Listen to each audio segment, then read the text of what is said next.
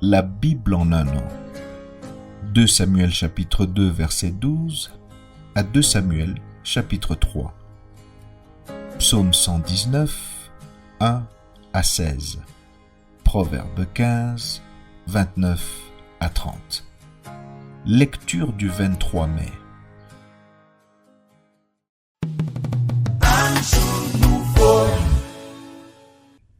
Jean chapitre 13, versets 1 à 30.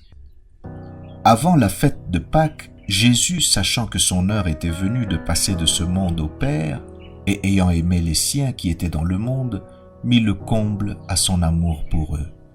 Pendant le souper, lorsque le diable avait déjà inspiré au cœur de Judas Iscariote, fils de Simon, le dessein de le livrer, Jésus, qui savait que le Père avait remis toutes choses entre ses mains, qu'il était venu de Dieu et qu'il s'en allait à Dieu, se leva de table, ôta ses vêtements et prit un linge dont il se ceignit.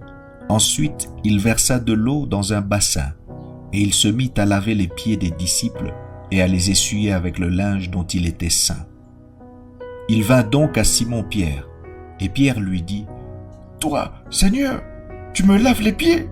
Jésus lui répondit : « Ce que je fais, tu ne le comprends pas maintenant, mais tu le comprendras bientôt. » Pierre lui dit : « Non, jamais tu ne me laveras les pieds. » Jésus lui répondit : « Si je ne te lave, tu n'auras point de part avec moi. » Simon-Pierre lui dit : « Seigneur, non seulement les pieds, mais encore les mains et la tête. » Jésus lui dit : « Celui qui est lavé n'a besoin que de se laver les pieds pour être entièrement pur.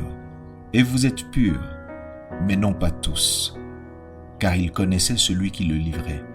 C'est pourquoi il dit : « Vous n'êtes pas tous purs. » Après qu'il leur eut lavé les pieds et qu'il eut pris ses vêtements, il se remit à table et leur dit : « Comprenez-vous ce que je vous ai fait ?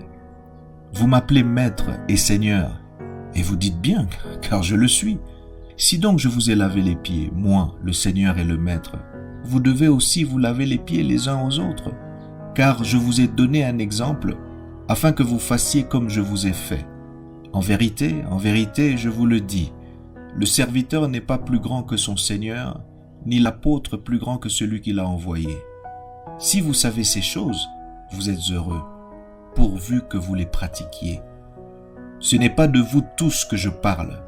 Je connais ceux que j'ai choisis, mais il faut que l'Écriture s'accomplisse.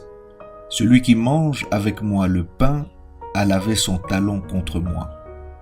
Dès à présent, je vous le dis, avant que la chose arrive, afin que lorsqu'elle arrivera, vous croyiez à ce que je suis.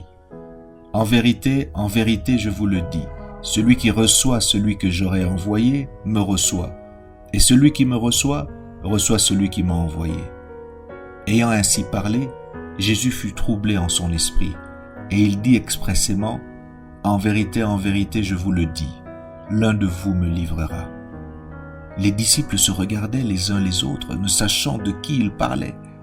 Un des disciples que Jésus aimait était couché sur le sein de Jésus. Simon-Pierre lui fit signe de demander qui était celui dont parlait Jésus.